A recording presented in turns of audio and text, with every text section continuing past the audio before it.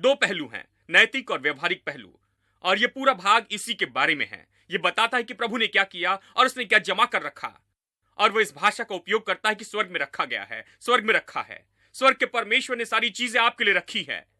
अब इसका आनंद लेने के लिए क्या करना चाहिए? पौलुस कहता है, मैं प्रार्थना करता हूं कि तुम इसे समझो, तुम इसे समझो और इन चीजों का ज्ञान प्राप्त करो कि आप इसे ले सके, क्योंकि आपने इसे लिए बिना आप कुछ प्राप्त नहीं कर सकते। क्या यह अद्भुत नहीं कि प्रभु ने हमें आजाद किया और हमें योग्य बनाया है, और फिर उसने हमें बहुत कुछ दिया है, उसने हमें वचन दिया है। आप इसे पढ़कर देख सकते हैं, मैं कुलुस्सी में पढ़ सकता हूं। सब कुछ मेरे लिए रखा गया है स्वर्ग के परमेश्वर द्वारा। उसने वहां बहुत सी चीजें रखी है, मुझे जाकर उन्हें लेना होगा। आमीन। ये मानो किसी बैंक में मेरे लिए डिपॉजिट किया गया है मेरे नाम से, मुझे जाकर उसे लेना चाहिए। वो मेरा है। बाइबल कहती है कि वो मेरे लिए रखा है, और मैं इसे प्रभु के वचन से जान सकता हूं। इसलिए परमेश्वर ने मुझे केवल पाप और शैतान से ही नहीं छुड़ाया है और मुझे इस तरह से योग्य ही नहीं बनाया है, लेकिन उसने मुझे वचन भी दिया है, उसने मुझे पवित्र आत्मा दिया है, उसने मुझे कलीसिया दी है, उसने मुझे पास्टर दिए हैं, उसने मुझे शिक्षा दी है, उसने मुझे सब कुछ दिया है कि मेरी मदद करे कि उठकर मैं आगे बढ़ूं और उसे ले लूं। हेलो, आप समझ रहे हैं? सब कुछ जो मुझे चाहिए कि उठकर जाऊं और इसे ले लूं। आपको और क्या चाहिए? उसने सब कुछ तैयार किया है, और उसने आपको पाप और शैतान से छुड़ाया, सारी जंजीरों से आजाद किया, और आपको वचन दिया, आपके अंदर पवित्र आत्मा दी, आपको चर्च दिया, पास्टर दिया, आपको शिक्षा दी, सब कुछ आपको दिया कि आप इन सारी चीजों को जाने, और आप प्रतिदिन अपनी समझ की आंखें खुली रखें कि आप इन चीजों में चले और इन चीजों को प्राप्त करें। केवल एक ही चीज है जो प्रभु नहीं कर सकता। अगर वो कर सकता था तो इसे भी करता, तो हम प्राप्त करते। यही कारण है कि हम सबके पास ये नहीं है। जानते वो एक चीज क्या है जो प्रभु नहीं कर सकता या वो नहीं करेगा? और वो एक चीज है कि वो हमारे लिए निर्णय नहीं लेगा। आपको और मुझे ये निर्णय लेना पड़ता है। सब कुछ प्रभु करता है। उसने उद्धार तैयार किया। जानते उसने शैतान को हराया, वो इस संसार में आया, क्रूस पर मरा, हमारे पाप उठाए और सीधा नीचे नरक तक गया। शैतान को हराया, ऊपर आया और पिता के दाहिने हाथ जा बैठा, वहां बैठा है। वो हमारे लिए मध्यस्थी करता है, हमें वचन दिया, पवित्र आत्मा दिया, चर्च, पास्टर, शिक्षा, सब कुछ। केवल एक चीज प्रभु आपके जीवन में नहीं कर सकता, और वो है कि वो आपके लिए निर्णय नहीं ले सकता है। और जानते वो क्यों नहीं करता है? क्योंकि वो आपका बहुत आदर करता है। उसने आपको अपने स्वरूप और समानता में बनाया। इसलिए वो कहता है कि मनुष्य बन जाओ और खुद निर्णय लो। मैं तुमसे जबरदस्ती नहीं करना चाहता हूं। मैं तुम्हारा आदर करता हूं। मैंने तुम्हें अपने स्वरूप और समानता में बनाया। तुम निर्णय लो, और मैंने तुम्हारे लिए जो तैयार किया उसे पाने का बस एक ही तरीका है कि तुम निर्णय लो। यानी हमारा पूरा जीवन, जरा ये कल्पना करें, मसीह जीवन और हमारे जीवन की सफलताएं उत्तम निर्णय पर आधारित होती है जो हम लेते हैं। हेलो, सब लोग कहें निर्णय। निर्णय आपको बनाते हैं। जो निर्णय मैंने लिए थे वो मुझे यहां तक लेकर आए। अब मैं जो निर्णय लेता हूं वो मुझे आगे लेकर जाएंगे। आप अभी जहां हैं वहां आपने जो निर्णय लिए थे उसी के कारण हैं। आपने निर्णय लिया कि आप क्या पढ़ेंगे, किस कॉलेज में जाएंगे, आप क्या करना चाहते हैं, आप क्या काम करेंगे, आप क्या करेंगे, आप किस में अच्छे होंगे। हमने इससे शादी करने का निर्णय लिया। आपने खुद निर्णय लिया था कि आपके कितने बच्चे होने चाहिए। आपने सारी चीजों के बारे में निर्णय लिया, और देखिए आगे यही होता है, आपको वही मिलता है। निर्णय नहीं लेना भी एक निर्णय है। निर्णय लिया कि निर्णय न लेंगे, और यही आपको बनाएगा। बहुत से लोगों के जीवन में विनाश है क्योंकि उन्होंने निर्णय लिया कि कोई निर्णय न ले। खैर, मैंने कोई निर्णय नहीं लिया। जी हां, यह भी एक निर्णय है। यह आपके विरुद्ध में होगा, यह आपके जीवन में काम करेगा, यह आपके जीवन में अपने परिणाम लेकर आएगा। निर्णय नहीं लेना खुद एक निर्णय है। समझ ले, जीवन निर्णय लेने के कारण बनता है, क्योंकि यह मनुष्य जाति का एक अद्भुत गुण है। मनुष्य के स्वभाव का एक अद्भुत गुण तो यही है कि वो खुद अपने लिए सोचकर निर्णय ले सकता है। वो जानवरों से अलग है। देखिए, जानवरों में किसी तरह की सोच होती है। वो सोचते हैं और शिकार करते हैं। इस तरह से वो कुछ बुद्धिमान होते हैं। लेकिन बात तो यह है कि मनुष्य में कुछ अद्भुत सोच होती है। वो मूल्यांकन कर सकता है, एक एक को अलग रख सकता है और परिणाम ला सकता है, वो गणित कर सकता है।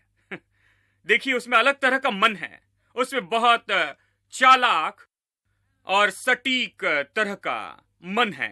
वो किसी चीज के बारे में किसी तरह का गणित करके निर्णय ले सकता है। वो निर्णय ले सकता है कि उसे क्या करना चाहिए। हाँ, मनुष्य के बारे में एक विशेष बात यह है कि वो बोल सकता है। वो बोल सकता है, केवल बोलने योग्य ही नहीं है, क्योंकि तोता भी बोल सकता है। कभी तोते को सुना है? हेलो, वो कहता है, क्योंकि किसी ने उसे 100 दिन यही कहना सिखाया है, बस ये हेलो कहना। मैंने ऐसे भी तोते देखे जो छोटे वाक्य कहते हैं। आप कैसे हैं, वो कहते हैं, या कुछ इसी तरह से। आप जो भी तोते को सिखाते हैं काफी समय तक, वो पक्षी जिसका छोटा सा दिमाग है वो उसे सीख सकता है और वही कहता है। लेकिन मनुष्य अलग है।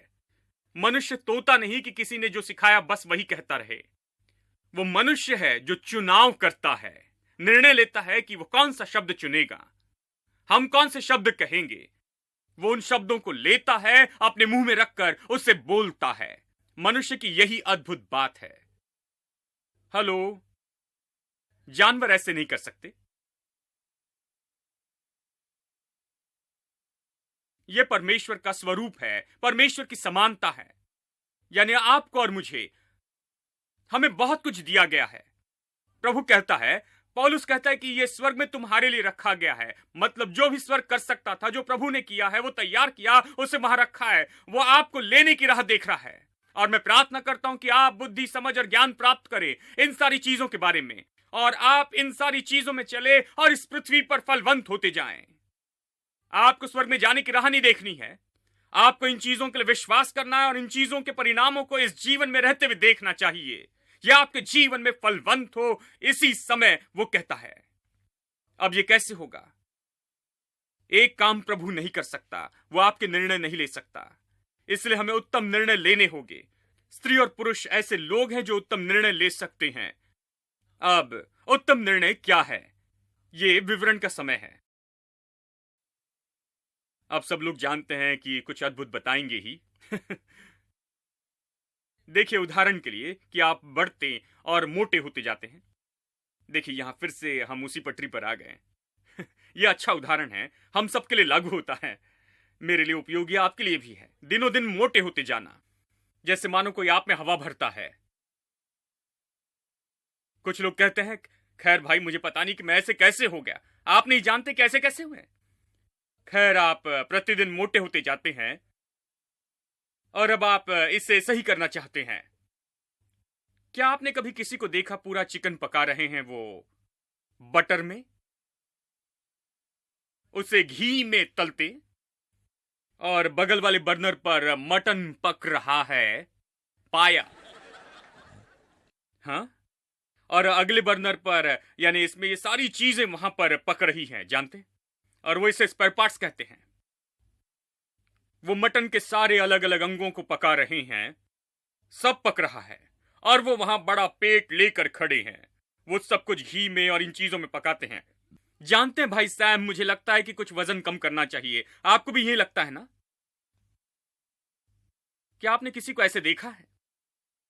अब ये ऐसा जिससे आप कहते हैं ऐसा निर्णय जो काम नहीं करेगा, यह उत्तम निर्णय नहीं है। यहां यह आदमी वही कर रहा है जो उसे नहीं करना चाहिए, और वो बातें कर रहा है कि कैसे वो वजन कम करने के बारे में सोच रहा है। निश्चय ही वजन कम करने के बारे में नहीं कह रहा है। वो क्या कर रहा है? वो अब तक का सबसे अच्छा खाना तैयार कर रहा है, और वो बातें कर रहा है कि कैसे अपना वजन कम करने के बारे में सोच रहा है। बहुत से लोग नहीं समझते कि उत्तम निर्णय क्या है। हम जो करते आए वही करते हैं। हम वही विनाशकारी काम करते रहते हैं, और वही विनाशकारी काम अपने परिणाम लेकर आते हैं, और उसे हम करते रहते हैं, उसी तरह से जीते रहते, उसी मार्ग में आगे बढ़ते रहते। और हम हमेशा कहते, देखिए भाई, प्रभु के अनुग्रह से मैं सोचता हूं, जानते हैं, मुझे बदलना होगा भाई, आप मेरे लिए प्रार्थना कीजिए भाई, मैं सोचता हूं कि कुछ होना चाहिए। नहीं, आप उत्तम निर्णय नहीं लेते हैं। मसीहत इस तरह का काम नहीं करती मेरे दोस्तों। क्या आपने किसी दूसरे व्यक्ति को कहते सुना? जानते हैं, खैर, मैं पास्टर सैम की सभा में जाना चाहती हूं। मैंने ये सब टेलीविजन पर देखा है, ये अच्छा है, बहुत अच्छा है, मैंने इसके बारे में सोचा है, मैंने सोचा कि मुझे जाना चाहिए।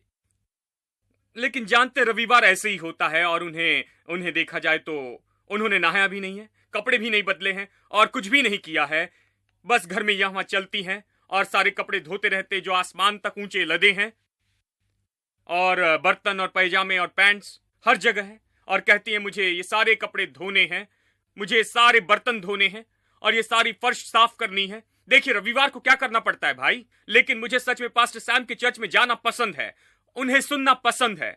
मुझे लगता है कि मैं उन्हें सुनूं, मैं वहां पर जाकर निरंतर उनसे सुनते रहूं, कुछ बदल जाएगा। मुझे बताया गया कि वहां कोई गया और कुछ हुआ, मुझे वहां पर जाना पसंद है। लेकिन ये व्यक्ति उसे कभी नहीं करता। अगले रविवार और ज्यादा बर्तन और पैंट्स होते हैं, पहले से ज्यादा, उन्हें और ज्यादा कपड़े धोने पड़ते हैं, घर और ज्यादा गंदा होता है, और शैतान निश्चित करता है कि वो घर से बाहर कभी न जाए उस रविवार सुबह।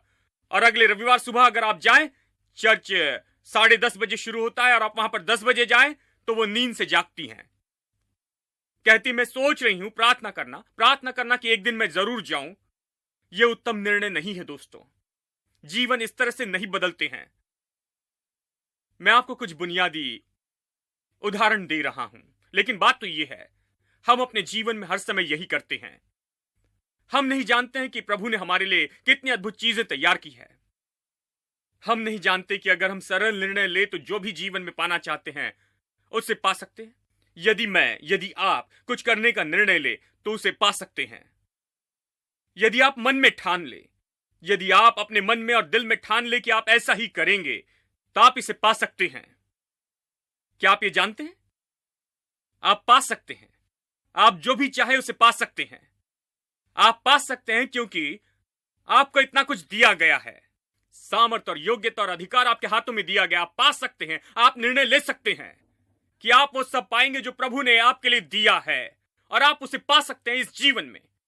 आप छुटकारा पा सकते हैं कमी घटी और इन कमियों से। आप बीमारी से छुटकारा पा सकते हैं। आप इस तरह हर असफलता से छुटकारा पा सकते हैं और ये सारी चीजें, और आप अपने आसपास की गड़बड़ी से छुटकारा पा सकते और अपने जीवन को सही कर सकते, घर को सही कर सकते, सब क्रम में ला सकते हैं, सब कुछ सही कर सकते, और सब कुछ सही हो सकता है यदि आप उत्तम निर्णय लेते हैं। तो केवल आसपास घूम के ये कहना नहीं कि हाँ मैं सोचता हूं कि अगले हफ्ते इसे करूंगा, मैं सोचता हूं कि इसे करने की कोशिश कर रहा हूं। नहीं नहीं नहीं, उत्तम निर्णय परमेश्वर के वचन पर आधारित होकर लिया जाता है।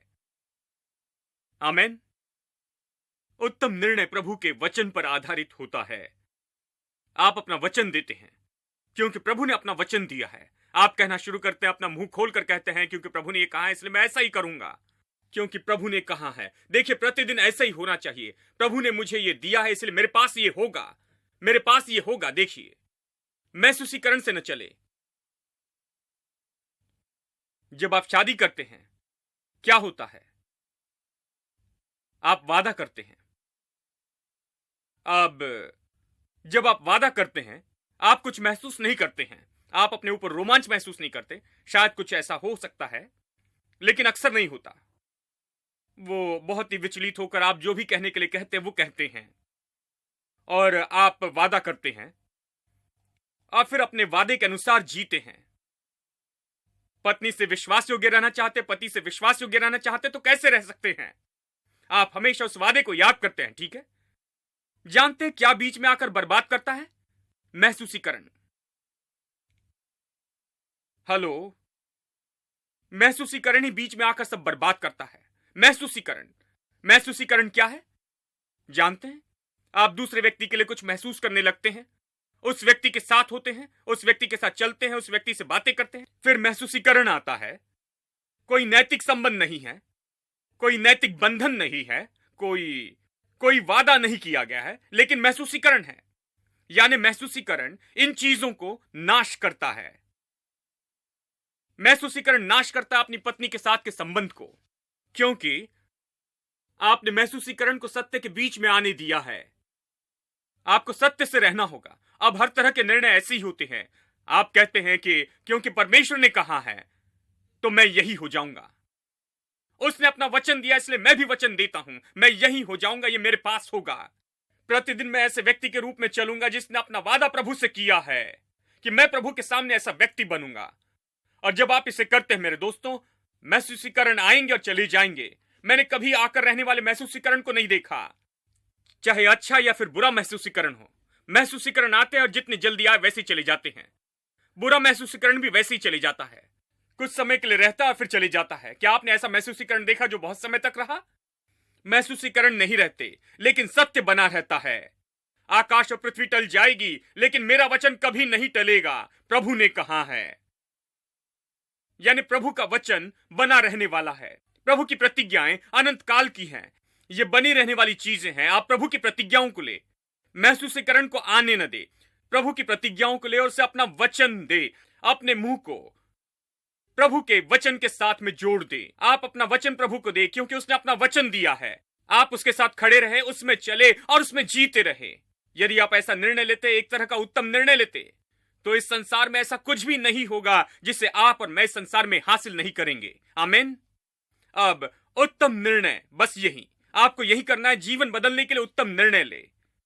अब प्रभु नीचे आकर आपके लिए सब कुछ नहीं करेगा, क्योंकि बाइबल कहती है कि प्रभु ने आपके लिए सब कुछ कर दिया है। आपको क्या करना चाहिए? आपको उत्तम निर्णय लेना है।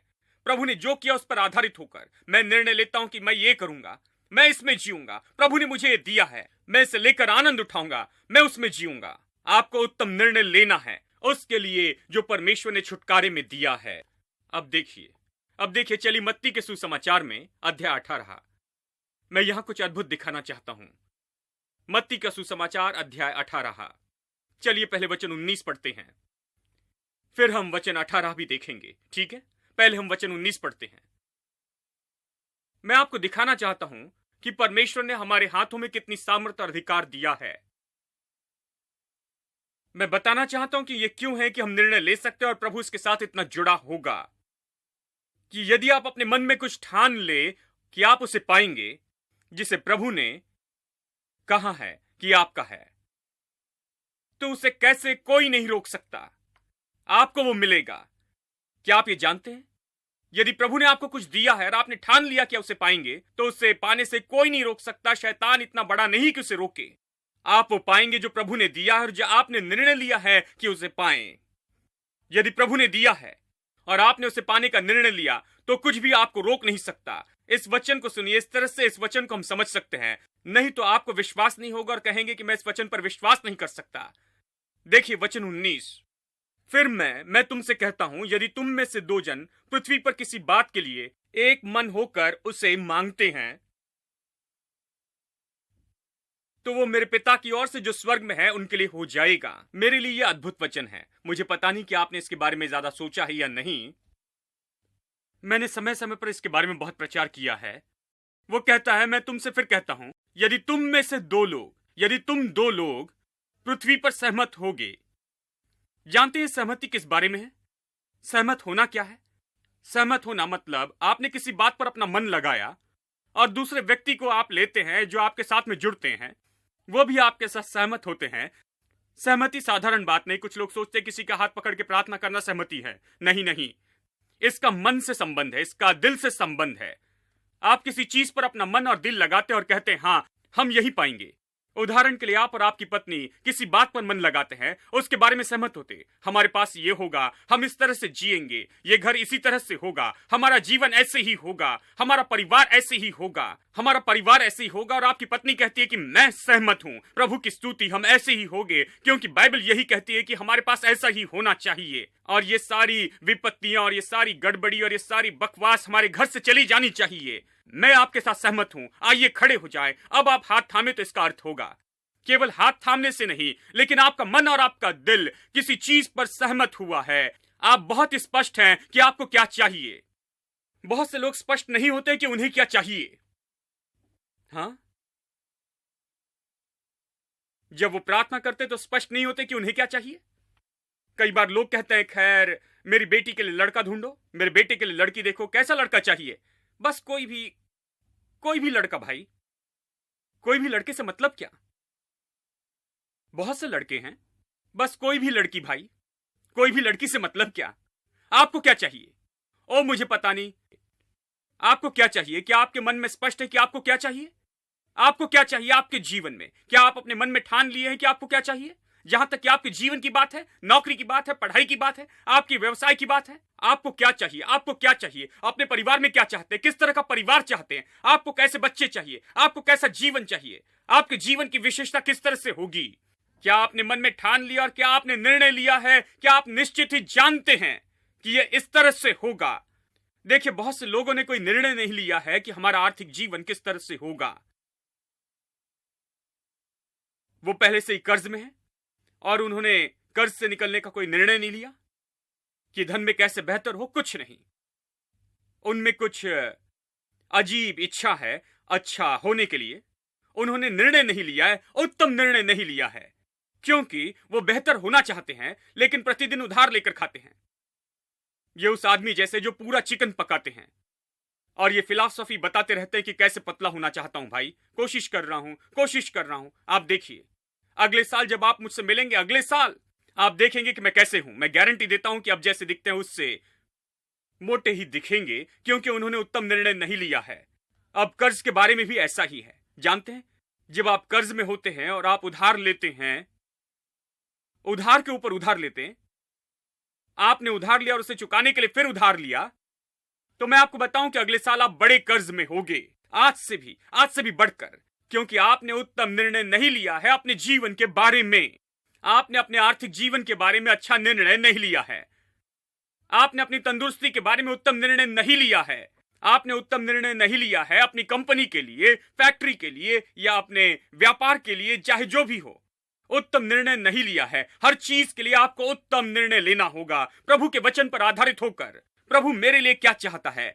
यानी सहमत होना सामर्थ्य शब्द है। यदि तुम में से कोई दोस्त सहमत हो, इसका मतलब है यदि आप मन में बहुत स्पष्ट होते हैं कि जीवन में क्या चाहते हैं, और आपकी पत्नी या किसी से बातें करते हैं, दूसरे व्यक्ति के साथ, जो आपके साथ खड़े होकर कहें मैं ये जरूर देखूंगा कि आप अपनी जगह पर खड़े रह सके जब तक कि आप पूरी आशीष में न चले।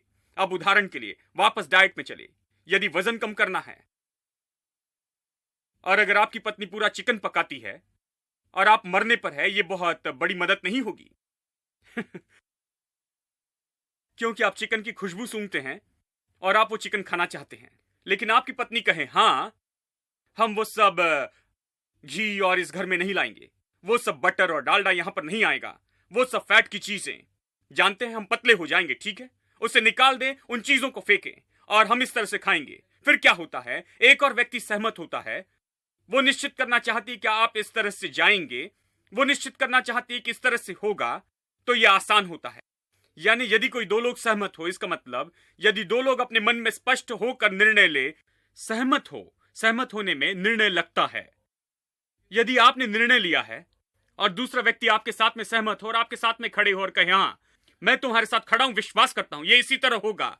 यदि आप दो लोग सहमत हो पृथ्वी पर, सब लोग कहे पृथ्वी पर, ओ प्रभु का धन्यवाद कि यीशु ने ये कहा, क्योंकि वो जानता था कि लोग कहेंगे ये स्वर्ग के लिए भाई, क्योंकि ये कहता है जो चाहो मांगो मिल जाएगा। वो स्वर्ग के लिए, यहां पर के लिए नहीं, ये स्वर्ग के लिए नहीं है, ये पृथ्वी के लिए है। चाहे जो भी हो, यदि दो व्यक्ति पृथ्वी पर सहमत हो, कितने लोग पृथ्वी पर हैं? बाकी लोगों के बारे में क्या विलाप करते हैं? नहीं, हम सब इस पृथ्वी पर हैं, यहां भूत नहीं है, हम इस पृथ्वी पर हैं, पृथ्वी पर।